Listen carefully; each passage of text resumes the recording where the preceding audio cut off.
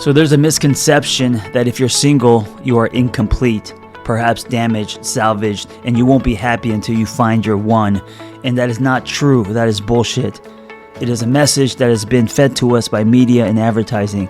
The truth is, when you're single, you have the richest soil for growth.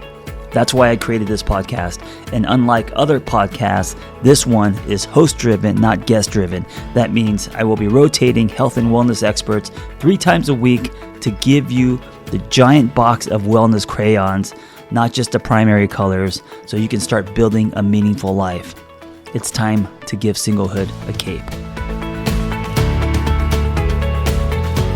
So today's host, Lindsay Burke, she and I go way back when I was working in addiction, residential, Malibu, driving my little motorcycle on PCH to help people with addiction, and she was on my team. I'm so happy that she is a part of this rotating hosts and experts for this podcast.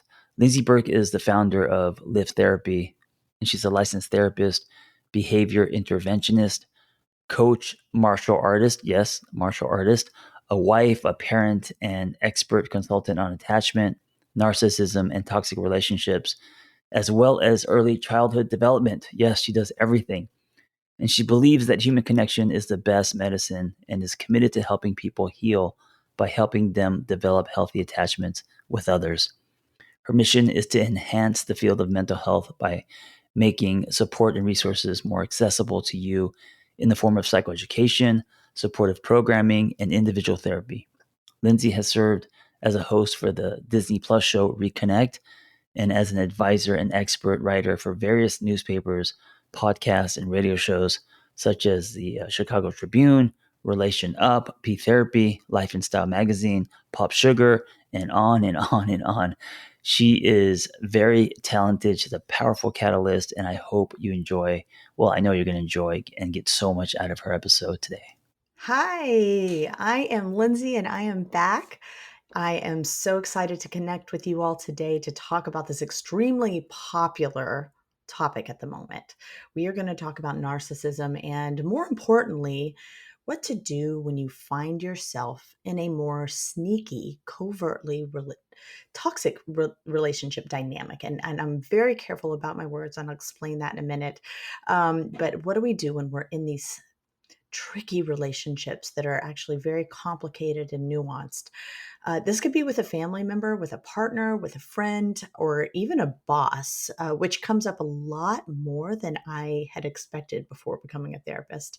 And all of these situations put us in a vulnerable position because the conflict is not always easy to put your finger on. It's hidden, it's sneaky, it's very hard for even us to see, and much less easy for others outside of the problem to see. So it can be very lonely. It's very hard to get support because it's not always obvious what the problem is.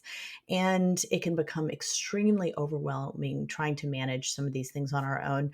Um, I I've heard so many clients and myself, I've experienced this sense of a soul death when you're in this kind of toxic dynamic with someone because of the lack of support, the lack of ability to overtly express what's going on for you and for it to be easily seen by others. So we're going to get into that a little bit. But before I get into the details, you can hear my chair squeak.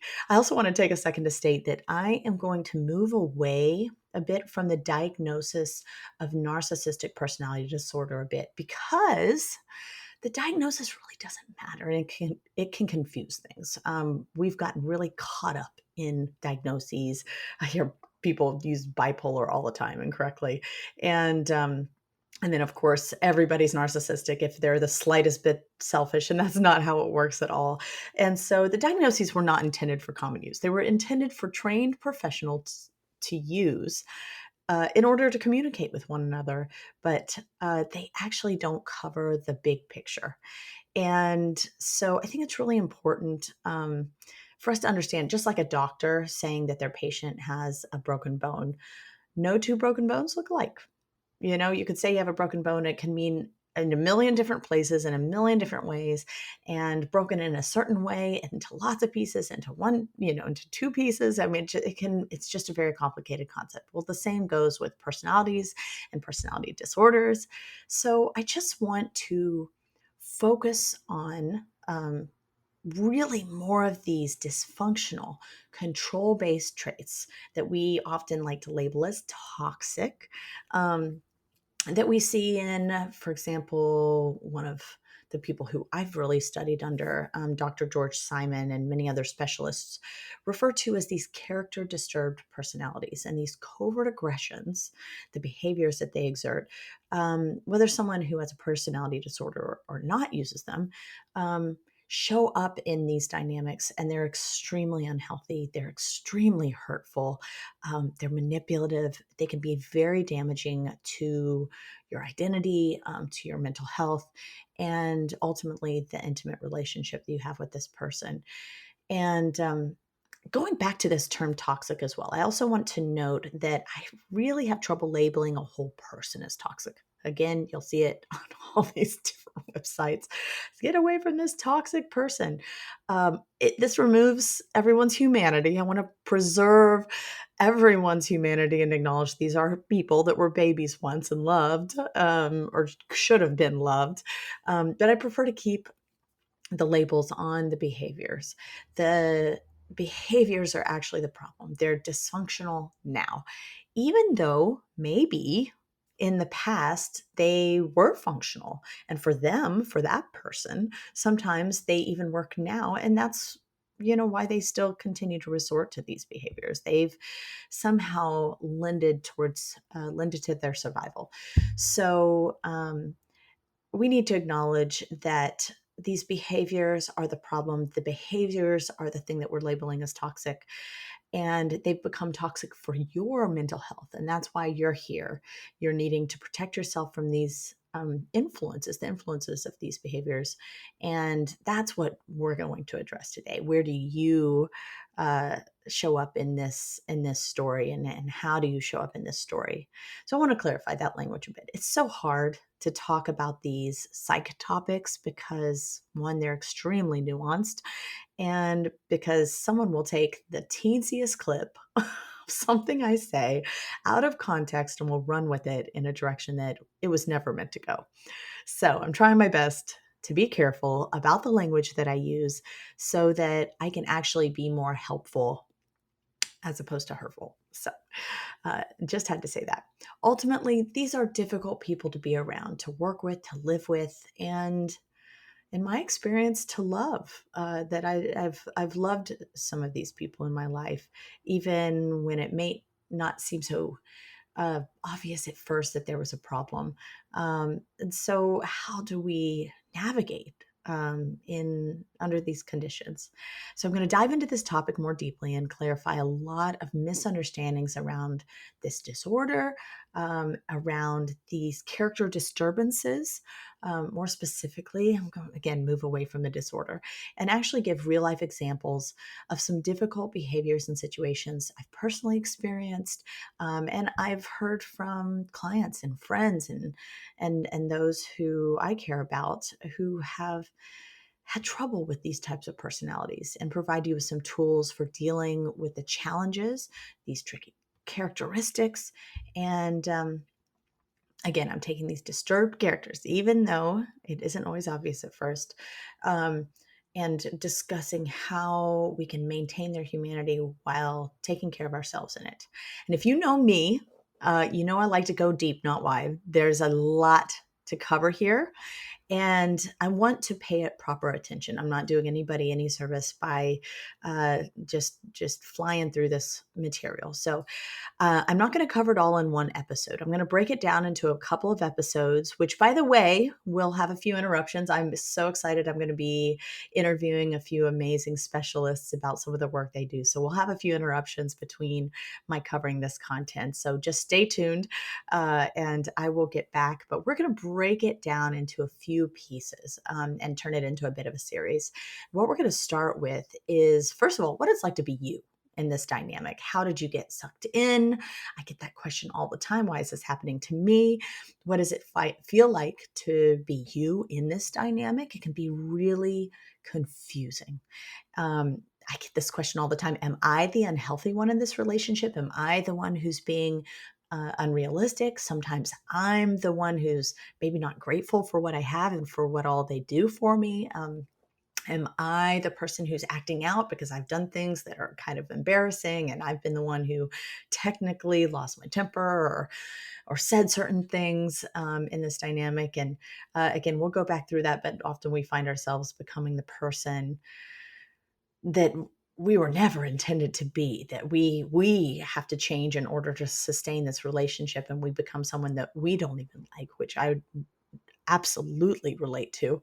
And I even get questions, am I the narcissist? Am I the toxic one? And so we're going to address some of the nuances of being in this dynamic that are different from other difficult relationships in which you may have a lot of conflict. There may still be a lot of tension, a lot of conflict, a lot of enmeshment, but there aren't these covert traits that make it especially tricky. And so we're going to start by answering a lot of those questions. Then in future episodes, we'll talk a little bit more specifically about the overt and covert aggressions to watch out for. We're going to get into detail in the next episode around that. So today is a little more of the why and the what. And then the next time will be a lot more of the details around when, if this happens, it means that. It's going to be really getting into the idiosyncrasies of some of these ways that someone can manipulate and control and twist things to confuse us, and how these abusive behaviors, and I'm going to say they are psychologically abusive behaviors, sneak into seemingly good relationships. And so I'm going to name that episode "Name It to Tame It," and we'll get into more of that later. And then it may be one or two more episodes after that, but we'll talk about the trauma bond, why it's hard to let go, the family relationship dynamics, and how other people, I call them flying monkeys, and you'll hear that in the field, how they get involved, and how to exit this relationship dynamic or set boundaries, both internally and externally. Externally, we think of boundaries, we just throw up a wall, but internally, how do we protect ourselves from the influence of being around this very, very powerful kind of personality for long periods of time? It can corrode a part of us. And so we're going to get into that as well. Let me dive in again. This is kind of my preparation session. I want to clarify what my goals of today's session are not. My goals are not to help you diagnose a handful of people you know around you. We're not going to do that. There's no point in that. My goal is not to label anyone as a monster and remove all humanity, as I mentioned before, from your perception of them. People and relationships are complicated. And one major challenge with this kind of dynamic is often, for those who've really been in it, it isn't all bad. And I say, with air quotes, all bad, which makes setting boundaries really hard and complicated. And so I just want to really acknowledge that nuance. But narcissistic personalities, toxic personalities, again, I use air quotes again, have been really demonized in the media lately. And to be honest, I feel like that's giving these people way too much credit and power, for starters. But the reality is, people exhibiting many of these traits are also very hurt and emotionally underdeveloped people, and they've haven't been loved and supported in the way they needed to be. And now that's how they know how to navigate the world. So I want to acknowledge that humanity here, and maintain a space for that while we have these discussions around how you take care of yourself in it. And I'm not here to teach you this language also to prove to someone why they're wrong or bad. This is not here so you can go back to someone and talk to them about how they need to change. That's missing the whole point. This is to help you change. We are here not to weaponize you with more knowledge so that you can try to get someone else to change. We're here to help you navigate who you are in these types of very challenging dynamics, and how you can protect yourself and maintain the version of yourself that you want to be, without causing more damage. And one of my goals is not to say it will be easy. This happens all the time. We think that the more we understand, the more we know. It's like diet culture. We all know we need to be eating more salads and greens, but it's easier said than done. So just because you know more doesn't mean it's going to be easier. Knowing and understanding the problem and feeling good about it are two very different experiences. And I will say there is some peace that comes with releasing some of the hopes and expectations that someone else will change or make us happier. But there is also a lot of grief that comes with realizing we need to create more distance and possibly end a relationship with someone we care deeply about. So, to be forewarned, you may know better, but it does not mean you may feel better right away. And that's okay. That's okay. The grieving process can take a very long time, and we get re triggered later on. Setting boundaries, even though you know everything and you see everything, setting the actual boundaries is really challenging. Just want to be clear that the goals of my podcast today are to help you understand what you're dealing with here.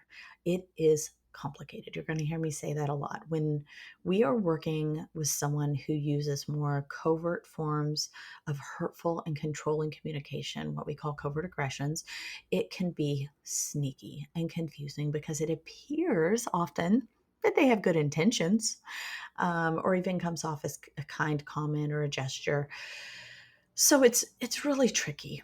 Um, and at the very least, they can come off as the innocent one, that it's a little innocent mistake. So I'll get it into more, but I want to equip you with the ability to discern between what is truly loving, what is an accident, people just being human, and what is purposefully hurtful, controlling behavior in order to manipulate and control you, in order to meet some kind of agenda that they have.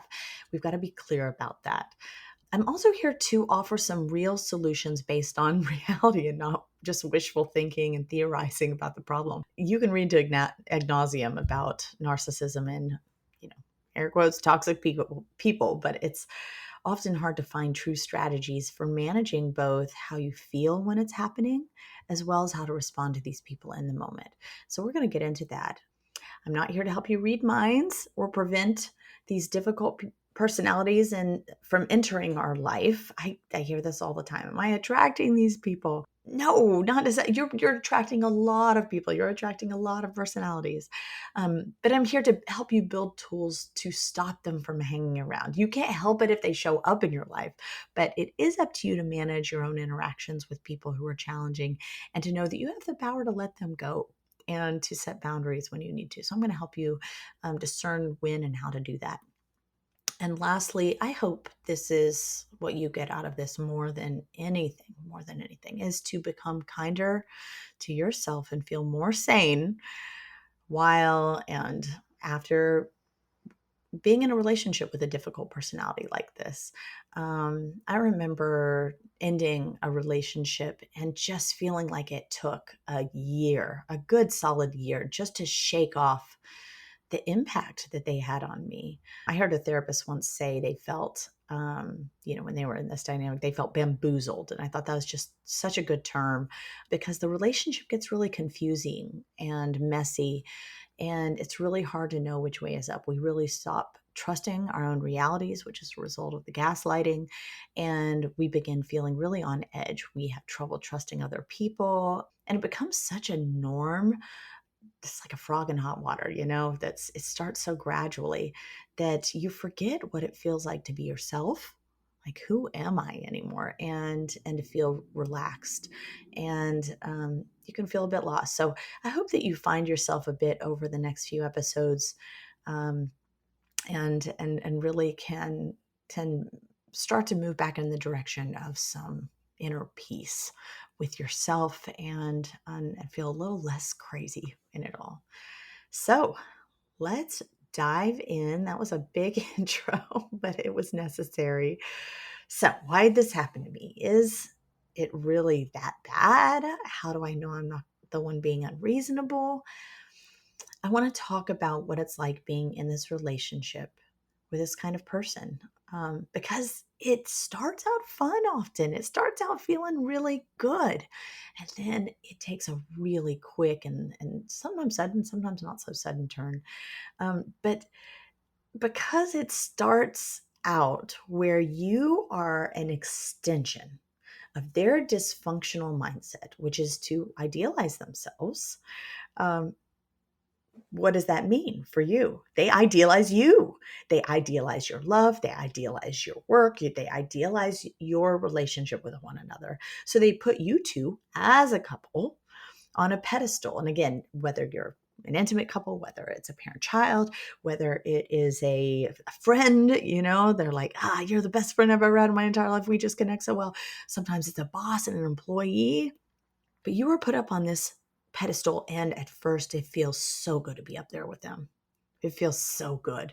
It is like, I would say, it's like, being on one side of the moon when the sun's shining on it. It's just the sun is shining on you and it's warm and it just feels so good. It often sounds like we have something special. Our chemistry is incredible. I've never been with someone like you. I just can't believe I found you. You're my person. It's too good to be true. A lot of serendipity, a lot of romance, a lot of idealization, a lot of that romantic comedy that we love. And you know what is especially tricky about this is some relatively, there's no knight in shining armor, but I would say some relatively healthy relationships can start very similarly. Everybody goes through a bit of a honeymoon. Everybody goes through a little bit of a honeymoon. That is a normal part of the process. And so, what is really tricky about this particular dynamic is that there are elements of it that actually feel pretty normal at the beginning, and it's okay for them to feel normal. So, what some people will do, again, to take this little bit of information out of context, is they will say, "Oh my God, I just got into this relationship again, and it feels so perfect. So this must be this must be bad news already." And they're already, I don't want you to do that. Obviously, we want to remain more grounded when entering new relationships, and that's a podcast for another day. But we've got to acknowledge that it can start out feeling really good, and that's why it's really tricky, because we want to keep it feeling that way. Even from a parent-child dynamic, it can be comparing you to another sibling and idealizing you, like, you remind me of myself when I was at your age, things like that. So yeah, it's just really tricky, and sometimes not very quickly. Sometimes it's a very sudden experience, but that first shoe will drop, and suddenly you may see a different side of them. Instinctively, in my experience, it feels very scary and confusing and overwhelming at first. But again, we want to preserve that idealization. It's a very human tendency to minimize that shoe dropping, that upset, because everything else has been so good so far. It feels like it must be an exception to the rule, right? So, those early experiences of really seeing maybe their control or their rage come out in this really, huge kind of nasty way, seeing these less shiny parts of them. We want them to be overshadowed. We want them to be idealized by that prior version of of the relationship. So it can be shocking, though. Our instincts are like, "Whoa, that was a little crazy," but then our tendency is to want to kind of protect that early version, and so this is how we get swept up into these dynamics really quickly. The not so good moments are often covered up by the extreme alternatives. And then, in my experience, again, not always the situation, it's very nuanced based on individual dynamics. And there's so many different ways in which this happens. So it's really hard, again, to make these blanket statements. But usually, big upset, a big rage, a big kind of control seeking kind of interaction that catches you off guard, this less shiny version of them, they're going to come back with a huge gesture of loving behavior, fun vacation, a weekend away, maybe a big bonus from your boss, or them showcasing how great your work has been in front of other employees.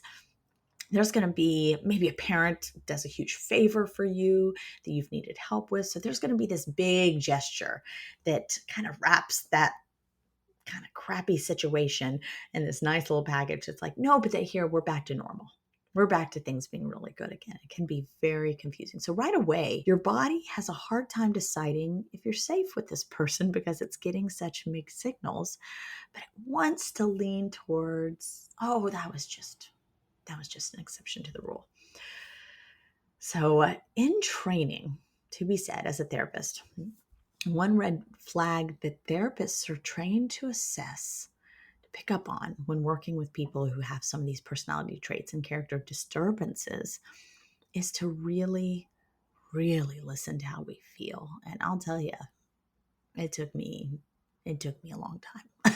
It took me a long time with all the training and to break through my own codependency. It is really to listen to how we feel about ourselves when we leave the room after spending time with a person like this. When we work with someone who's codependent, we often feel like the best therapist ever because codependents boost our egos. They allow us to be directive, and often therapists can overstep our boundaries with codependence because they'll let us, which, by the way, this is not healthy. This is not healthy at all. I'm just telling you, this is something that happens with us because we love working with codependents. We can solve all their problems and we are the knight in shining armor for them. And so I will tell you that is one thing I've definitely had to break through as a therapist myself, is going in and trying to save a bunch of people. I cannot save anybody. But the same but opposite goes for working with people who have a lot of these character disturbances and these toxic personality traits. We can leave the room feeling like, wow, they are so smart and so put together, and gosh, all these poor, they will feel sorry for them. They're going through all this horrible stuff, and all these horrible people have done all these horrible things to them. And oh man, they are just such victims in their life. But wow, they are so cool and so ambitious and so intelligent and pulled together. And oftentimes, the kicker is they're so likable. They're so likable. But if I were to really check in with how I feel like crap about myself. When I leave these sessions, if I were to check in with how I feel, it's often hard to put a finger on exactly what they did to make us feel so cruddy, because it can be very, very sneaky. But there are these feelings that we're inadequate. I'm inadequate. I'm not doing enough for them. I didn't answer them quickly enough. They will throw in little subtle criticisms of our therapy or just questioning our credentials. There are little ways for them to create this dynamic in the room where they're still in control and feel powerful, and to make us feel inadequate and, not quite in a position of being able to support them. And this, one of the biggest red flags for me, when I'd be in therapy with someone who is more on that side of being character disturbed, is this feeling of being really confused when I'm interacting with them, because they're overtly nice. They're really nice, but there was something really icky about that interaction with them.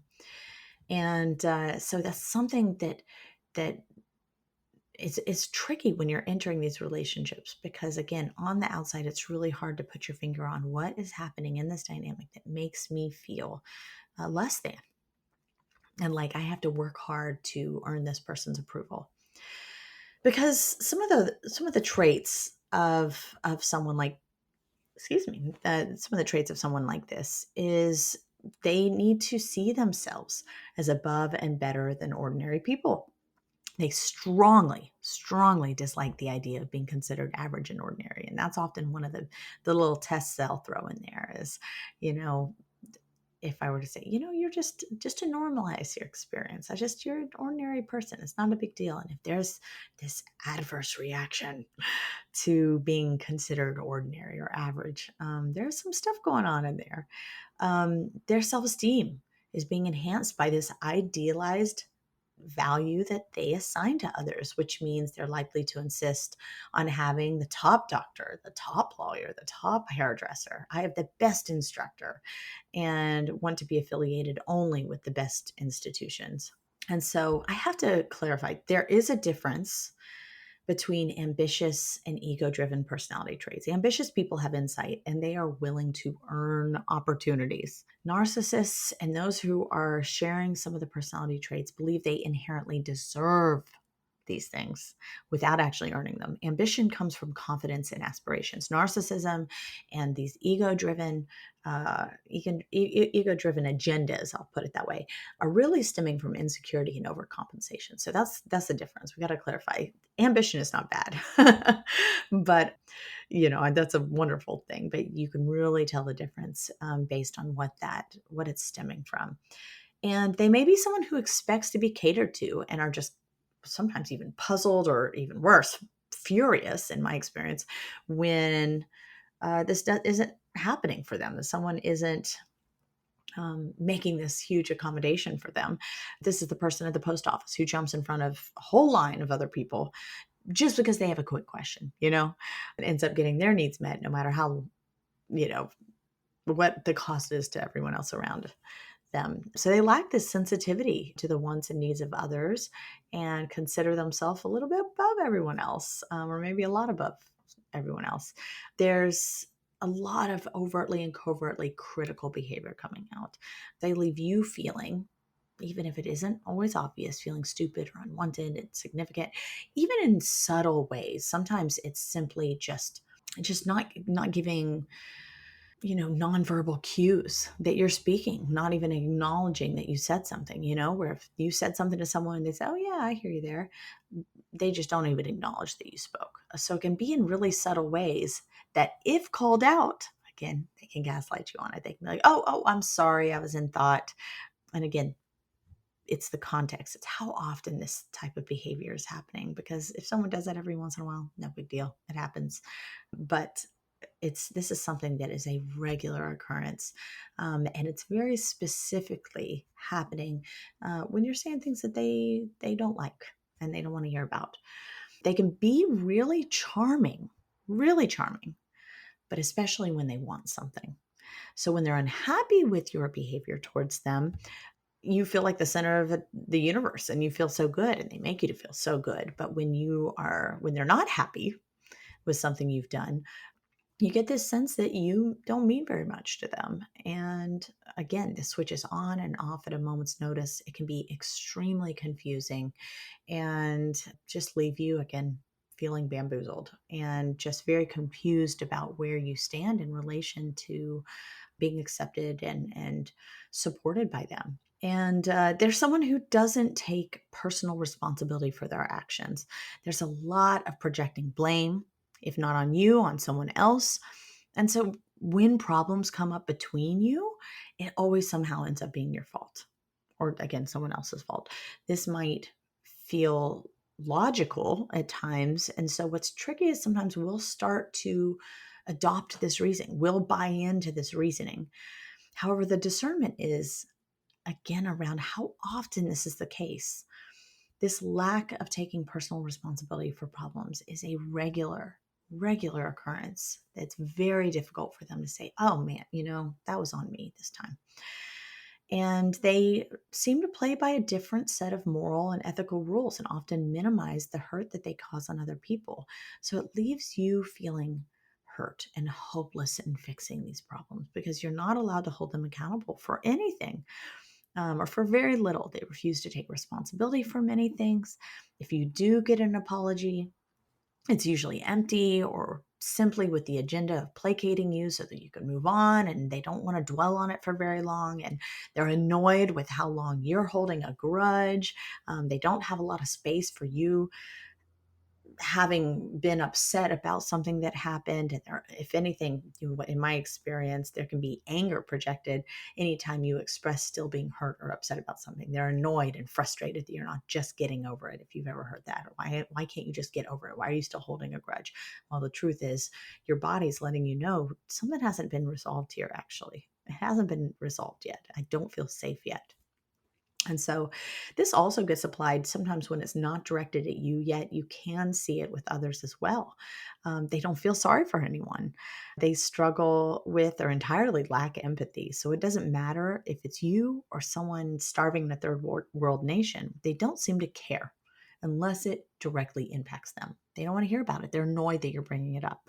This would happen a lot in couple relationships where the spouse slowly became more and more and more and more silent because anytime they would bring up work or, oh, you wouldn't believe what happened with our neighbor Susie or blah blah blah, and would share, their spouse would have such an adverse, kind of negative, kind of passive but negative reaction to it. Oh, you're always involved in everyone else's business, or it would be some kind of so they just quit talking about their life. They slowly quit talking about themselves and their life and anything that was happening in their life at all, because if it didn't directly impact their partner, it would usually result in some kind of argument or fight or negative dynamic between the two of them.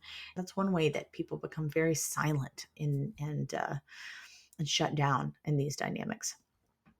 This kind of personality can also become very envious. So seeing you succeed doesn't do much for them.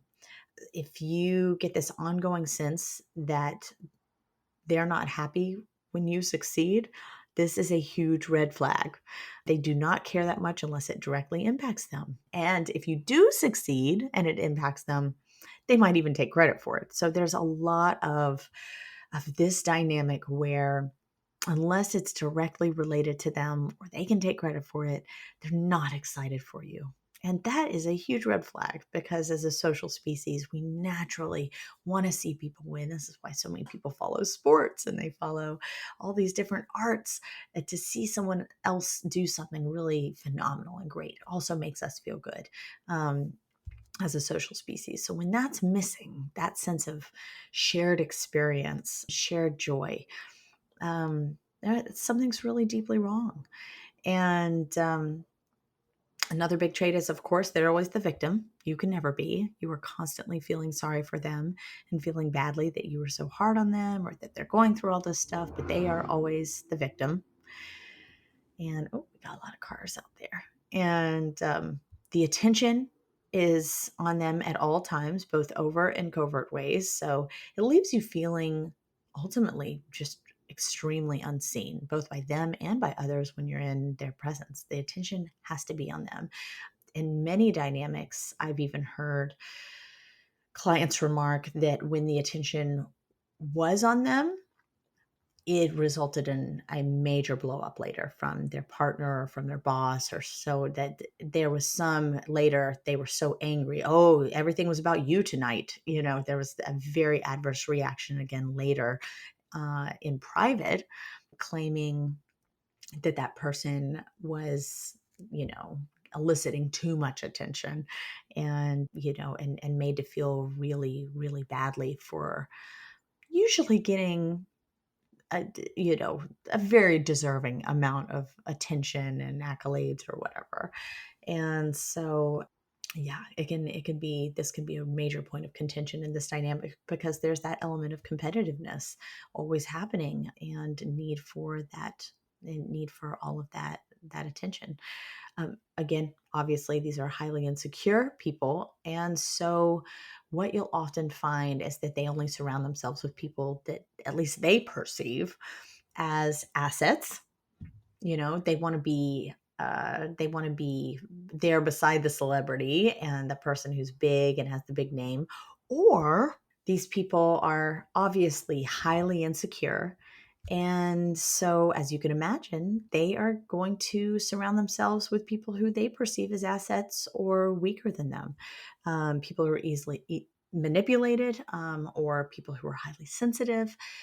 So these are people who are going to, be really flexible and make them the center of attention, and not make, either make them look better. These are going to be people who are celebrities, or someone who's really wealthy, someone who has brilliant ideas to make them look better and put them up on that pedestal beside them, or they're going to surround themselves with people who, are cheap and will follow them around and meet their needs. And so, these are people who will demean and dismiss people who they feel are less than them. And even if you have some of the most brilliant ideas, they'll find holes. As in this dynamic with them, they need to keep you really small, and so it feels awful to be in this kind of relationship. Like I mentioned before, if you don't know this term, look it up, but they will gaslight you a lot. They will say one thing and turn around and deny it later. Sometimes it's just planting little seeds in the form of suggestions or passing thoughts about who you are. So sometimes it can be really sneaky. It's a little joke here and there when you're around friends, like, "Oh, she's kind of shy." Like, but what are you talking about? I'm not shy at all. But it's a lot of these different forms of grooming that begin to kind of fester and seep into your identity and your self-reflection. And so you begin to start to adopt some of these traits and these ideas about yourself that they are grooming you to believe, because there's so much gaslighting. It really takes a toll on your self-esteem. And you can start to feel really crazy and exasperated, like you're losing your mind, when you are constantly being forced to question your own reality, question your own judgment. I remember someone that I knew, it would just be so ridiculous. I could say that it's like, "Oh my gosh, we just saw the most beautiful sunset tonight." And she'd be like, "What are you talking about? The sun, it wasn't that pretty." It could be anything, but it was constant um, minimizing, demeaning, gaslighting my experience in front of other people and even to me, just us together, hoping that I would adopt this new reality that she's decided to create. And it's insidious. It's extremely insidious and really takes a toll on our sense of reality and our self-esteem over time. And so we've got to acknowledge these nuances. And this is arguably one of the biggest red flags, that you're in an extremely unhealthy relationship, is the fact that they don't know how to actually develop a secure attachment. So, like I said at the beginning, I'm going to review it again. When you are with this person, you feel this constant sense of emptiness or loneliness. It really, at the beginning, that honeymoon takes place, but when I've worked with individuals and in my own experience being in a dynamic for long periods of time, this is really the state of being that begins to take over, is this sense of loneliness and emptiness, of isolation, regardless of how much time you spend together or the experiences you've shared. It's this closeness and intimacy that is lacking, which you feel like you can never quite get to with them. You just can't quite reach them. It's like there's this protective layer you can't quite penetrate when you're working with this personality. So it leaves you feeling extremely alone, extremely misunderstood, emotionally abandoned in both your own problems, but even isolated and empathizing with someone else's problems. It can even become physically isolating when you're discouraged from spending time with other people, and slowly you start losing friendships or just not spending time with people that you used to see on a regular basis, but especially being able to even talk with them about things that are going on in your life. So you become extremely isolated in these dynamics. You might find yourself explaining yourself and asking, "Does that make sense?" And their typical response is probably going to be no, and telling you why your reasoning is ridiculous, versus someone who can assertively say, "I disagree with you, but, and I see it from this perspective, but I understand where you're coming from." Someone who can, empathize with you still, even if they're in disagreement with you. This is someone who's going to give you very little validation.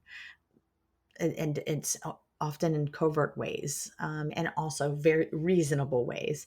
But this is to create this sense that you cannot trust your reality, and you begin to just feel so alone in it. So Dr. Ramani Durasala, if I'm pronouncing that correctly, Ramani Durasala, talks about a relationship with a narcissist, which is her specialization, is in essence being in a relationship with someone who will never listen to you or hear you. You can be as precise in your communication as a robot, and it will never be heard, nor will it matter. And this just rings so true with me, because the reality is, no matter what you say, um, if it doesn't meet their agenda, they're not interested. And this makes it extremely, extremely complicated and hurtful to be in this kind of dynamic. So, how do you know it's not you? How do I know it's not me? Am I the toxic one? I've acted out. I've gotten mad. I've yelled. I've been passive aggressive. I get this question a lot. Many times throughout these episodes, you're likely going to think, um, you know, I I can name instances in which I've been unreasonable, where I've lost my shit, where I've um, acted in ways that are hard to talk about and are really embarrassing. And I've been physical, I've gotten physically aggressive. I screamed at my kids.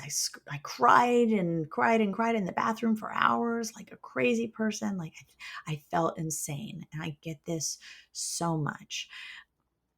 Now, does this not mean that you're the problem? Well, you have a lot to work on. You still have a lot to work on because you're still in this dynamic. But just the fact that you're asking that tells me no. No, you are not the person with the character disturbances. Again, you have a lot to work on. We can get into that in other episodes. But for the sake of today's conversation, we are focusing on personalities of people who do not self-reflect. These are people who do not care how they're impacting others. These are people who are not checking their own behavior and wondering, oh, was that too much? They aren't thinking about that. And so for you to even ask yourself that question, if you're asking yourself that question, then no, you're not character disturbed because you are self-reflective. But I want to clarify the reason I say covert aggressions versus defenses, because these behaviors push us to our most extreme selves in order to sustain our sanity. And this is why we start to lose our sanity. It's the gaslighting that does this to us.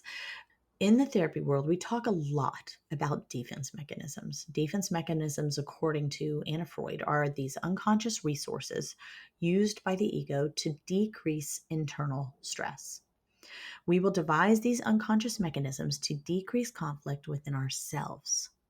When we've studied the motives and underlying root causes of the more insidious personality traits and behaviors that we're talking about in this podcast series, we have learned that these behaviors are not, in fact, defensive in their root at all. And I think this is a very important thing. I want you to hear me on this. This is a huge misunderstanding that many therapists even have, that can really hurt people coming into therapy trying to navigate relationships with someone who possesses these traits. Oh my gosh, especially in couples sessions, I've heard it all the time, and I just want to cringe, because it assumes that this person is feeling defensive when actually they're being offensive. They are being quite offensive. They are not protecting their ego because their ego doesn't feel threatened. That's not the problem. They are acting out of a desire to get their agenda met at whatever cost. And this is how they've learned to navigate the world. And again, this is a nuance that matters, but at the end of the day, it doesn't really impact how we respond. How people treat us is ultimately what matters.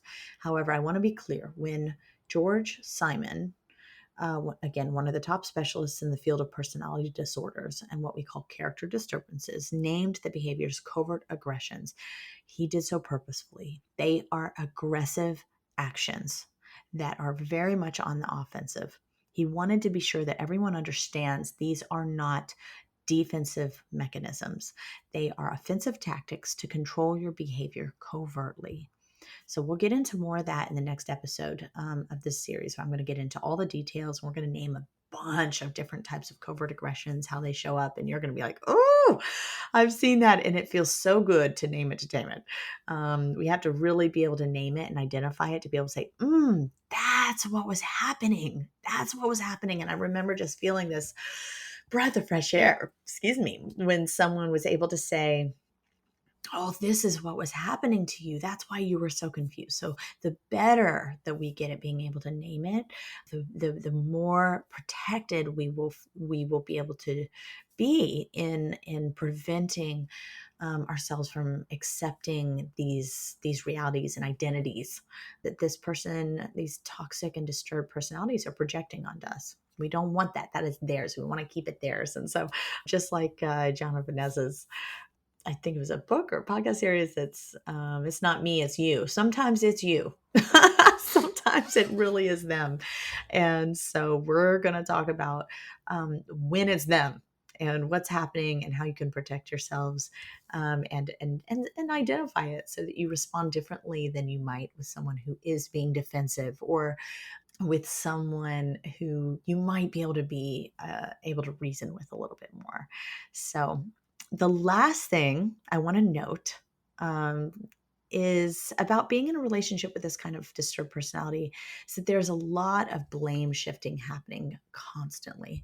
When it's not happening in real time, it's being groomed into us, like little jokes, little what I call drive-by comments about you, about your character. And we can begin to internalize it. We really begin to question everything. We question our reality, our intelligence, our abilities, our self-esteem. It just plummets. And people in relationships with covert aggressors they just get pushed to their max, and so they end up acting out too in order to cope. And so I just hope that you could have a little bit of grace around who you might have had to become in this dynamic. I say it's like death by a thousand pinpricks. If you said something, they'd minimize it, making a mountain out of a molehill. I was just joking. You can't take a joke, etc. So it just, these little instances add up and just make you feel crazy.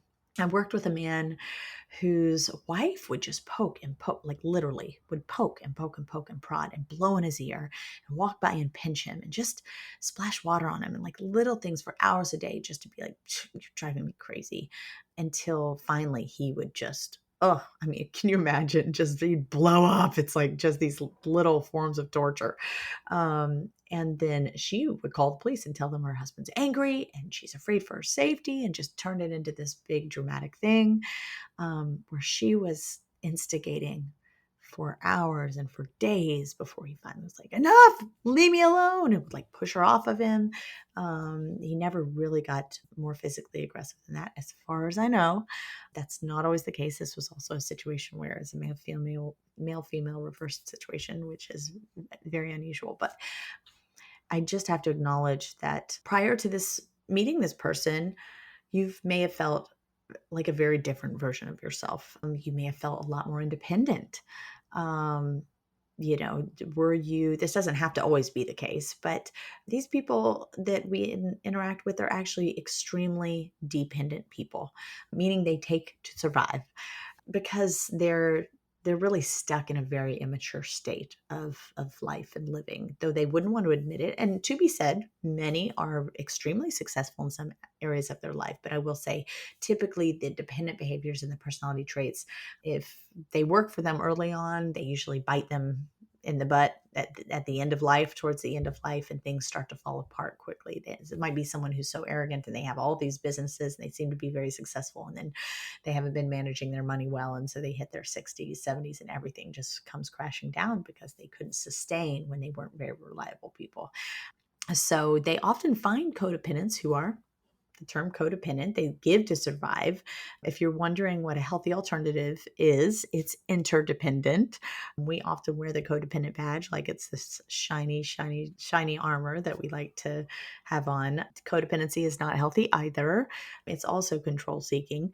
But interdependent is those who support one another while still holding healthy boundaries. And so that's the goal. So these personalities are more dependent. And, you're not the one, when you're the one trying to express feelings, that you're being dismissed, demeaned, ignored, your feelings are minimized. They don't seem often to think that there's a problem. And this is why people who are kind of under this umbrella rarely even seek therapy. I don't have a problem. It's you. You're the one with the unrealistic expectations. And so this is how we can find ourselves in these problems because we're constantly questioning, am I the one? I'm the one who's so upset all the time. I'm the one who's crying. I'm the one who's unhappy. So maybe I'm the one with the problem. Yes, you are the one with the problem. Them. This is a problem. And often you'll find when arguing with them or discussing with them, you're the one who's trying to come to an understanding while their agenda is just to control your behavior or get their way on an issue. So it's very different agendas, very different intentions. And they're often willing to try to win at any cost, and they'll hit you with some low blows. You're willing to compromise. They're my way or the highway often, if they're not deflecting from the conflict altogether. You're the one who feels exasperated and the one who often loses your cool while they stay cool, calm, and collected. I know, very ironic, but they will pick and pick and pick and pick until you blow up or you cry or that you fall apart. They will shame you for being the one who falls apart. I will say there is an alternative to this. Sometimes when pushed or cornered, there's a term called brandished anger, and we'll get into that next time, where this person will all of a sudden get loud and angry and blow up very dramatically. But I want to note this is a little different from someone who's truly upset. You can tell by the context and also by how they come down from it. Someone who's truly upset may be fuming for a while and they take some time to calm down. Someone with brandished anger is using it more for shock value in that moment because they want you to get off of their backs. They want to humiliate you, make you feel small, and get you to back down off of whatever they're feeling cornered in, whatever point you're making, whatever agenda you have. And so they figured out how to just overpower you in that conversation. So that's a little different. But most of the time, you're the one who feels exasperated and they're calm and reasonable, and you are pinned as the one who has the problem. So again, this lack of empathy, this feeling that you're just totally helpless and hopeless in resolving problems because they don't want to participate in any resolutions, because that might mean they have to change something, right? So we will get into a lot more detail next episode, but I hope that gave you a little bit of a sense of feeling seen if you're in one or more of these dynamics, and know that you're not alone in it and that you are seen and that it is complicated, but it is not hopeless. You can manage, you can find yourself in it, you can escape it, you can get out of it if you wanted to. And I will help you do that in a future episode as well. So it is time for me to bring this episode to a close. If you are experiencing any of this, please do tune into the next episode. It will be called Name It to Tame It, and I will be recording it in a few weeks.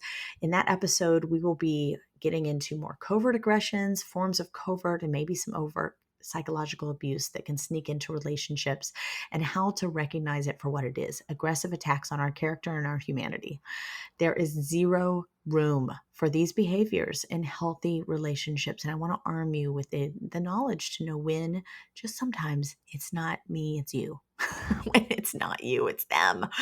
And how to set boundaries, how to protect and heal your hearts when you're confronted with the hurts and navigate this. Because we're also talking about,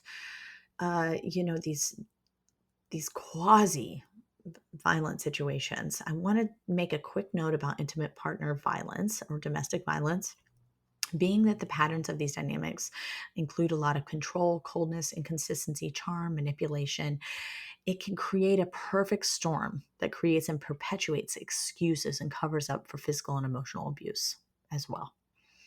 The relationship is based on control, and the other person is getting their agenda met. And so even when actual physical violence is rare, or it's hard to even denote something as physical violence because it's so subtle, the threat of it is very present. Even the forms of financial abandonment, for example, where they've left you'd be jobless or without a home or a car, abandoned with your children, left without imperative resources. So intimate partner violence shows up in more subtle ways sometimes. And I just want to be really, really clear. This is violence. If you are experiencing any of this, please do not hesitate to reach out to me or out to a domestic violence hotline. For the US, it's 1-800-799-7233, or to get in contact with a licensed psychotherapist who can help you navigate and exit this kind of relationship. But you do not have to feel alone in it. You have every right to protect yourself and protect your children and to stand up for yourself. You are deserving and worthy of the support. And so there is no shame in being a survivor of violence. I was a martial artist. I competed nationally. I am 5'8". I'm an extrovert. I'm pretty darn stubborn. I am loudmouthed. There is not anybody who would be surprised if I, picked a fight to stand up for myself. But under most circumstances, I'm a pretty confident person, but I was in several unhealthy relationships and even physically threatened at multiple points. And you know what, guys, my initial reaction was still the codependency, to back down, to placate, to adapt, to do what they wanted me to do. And in some of those circumstances, it might have actually been in my best interest to placate them. It kept me safe to do that. So I just want to say there is no shame being in these dynamics and managing it the way you are. But it is very hard admitting, it was hard for me admitting I had a hard time, even with a therapy background. And it's hard to ask for help. I get it. And not everybody is a safe person to ask help. But I want you to know there's no shame in asking for help. Getting therapy was the best thing I did for myself. I encourage you to advocate for yourself. Don't be afraid to call someone. So I will leave you all with that. We are going to have a quick intermission from this series on toxic relationship dynamics next week, and I'm going to interview a former colleague, as I mentioned, a good friend, about her journey. And then we will continue with this series over a few more episodes. I am Lindsay Burke. Follow me at Lift Therapy, and I look forward to connecting with you all in my next episode. Take care. Have a great week. I hope that episode was helpful.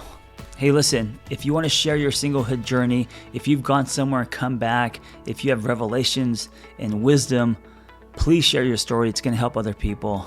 Nothing makes us feel more connected than hearing other people's stories. So just send me the audio of your story, and you could just record it directly from your phone and email it to theangrytherapist@gmail.com. Also, if you want our Single on Purpose newsletter, go to singleonpurpose.life. That's singleonpurpose.life. You will get tools and articles and other people's stories, and also Zoom links to private gathers. So if you want to join our community, go to singleonpurpose.life. Thank you for listening. Be well. We hope you tell a friend. Hey, before you go, I want to invite you to the Single on Purpose private community online. It's off of social media, no ads, no algorithms. We got forums, we got live groups, we got webinars, and we have social hangs. We also have offline in-person hangs happening soon. So check us out. Go to singleonpurpose.life. That's singleonpurpose.life, and I will see you inside.